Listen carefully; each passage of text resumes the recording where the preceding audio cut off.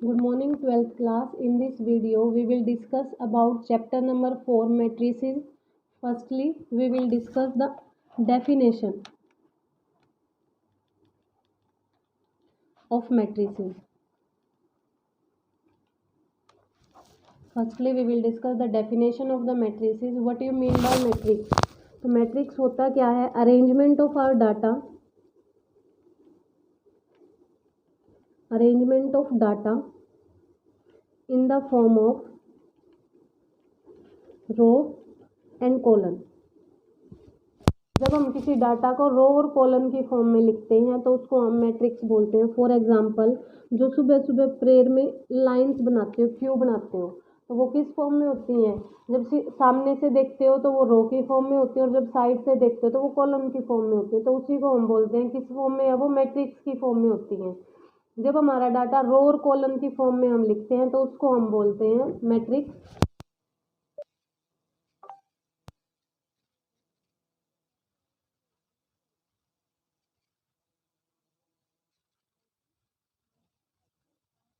It's 9:54 a.m.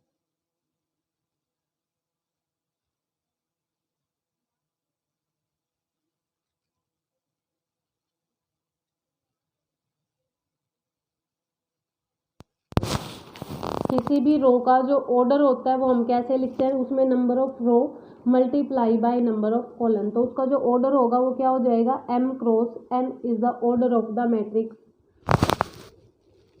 यहाँ तक clear है? Now the next topic is example number 1 given है तुम्हारे पास। ए मैट्रिक्स हैज 12 एलिमेंट्स। नाउ यहाँ तक हमने ऑर्डर निकाला, कितना हो गया? m क्रॉस n हो गया। उसको हम ऐसे ही लिखते हैं m क्रॉस n। यहाँ आते हैं number of row multiply as it is रहेगा, यहाँ आते हैं नंबर ऑफ कॉलम। और जब लिखते हो उसमें नंबर ऑफ एलिमेंट्स, जब तुमने उसमें नंबर ऑफ एलिमेंट्स लिखे तो वो किसके इक्वल होगा? m इंटू n के इक्वल हो जाएगा। उनमें कर दोगे, मल्टीप्लाई कर दोगे। नाउ फर्स्ट एग्जाम्पल गिवन है तुम्हारे पास। ए मैट्रिक्स हैज 12 एलिमेंट्स। उसके पास नंबर ऑफ एलिमेंट्स कितने हैं?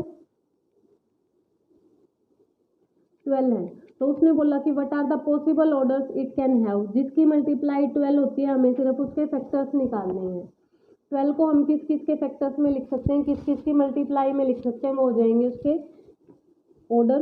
तो पहला हमने लिख दिया 1 इंटू 12, फिर हम लिख सकते हैं 12 into 1। Now 2 into 6, 3 into 4, 4 into 3 and 6 into 2।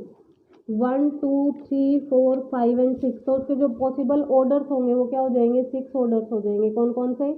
1 cross 12, 12 cross 1, 2 cross 6, 4 cross 3, 3 cross 4 and 6 cross 2 are the orders of the matrix. Now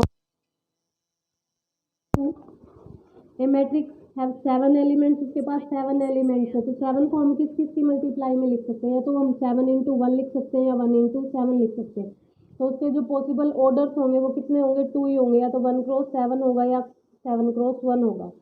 फिर उसने बोला constructed 2 cross 3 matrix whose elements are given by a i j is equals to i की power में j upon में j की power में i।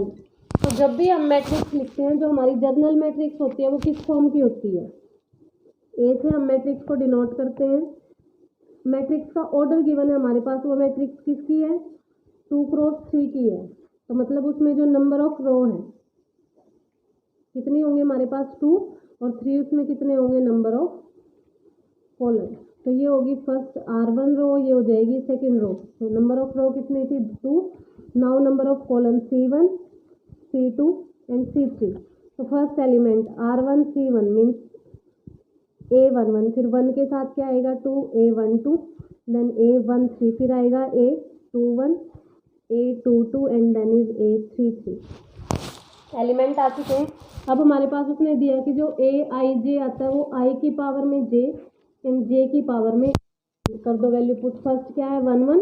तो A11 निकालोगे तो 1 की पावर में 1, I की वैल्यू भी 1 है, J की वैल्यू भी 1 है। तो 1 की पावर 1 आ जाएगा आंसर 1। देन निकालोगे A12। तो जब 1 2 निकालोगे तो 1 की पावर में 2 और 2 की पावर में 1, 1 की पावर 2 इज 1 बाई 2।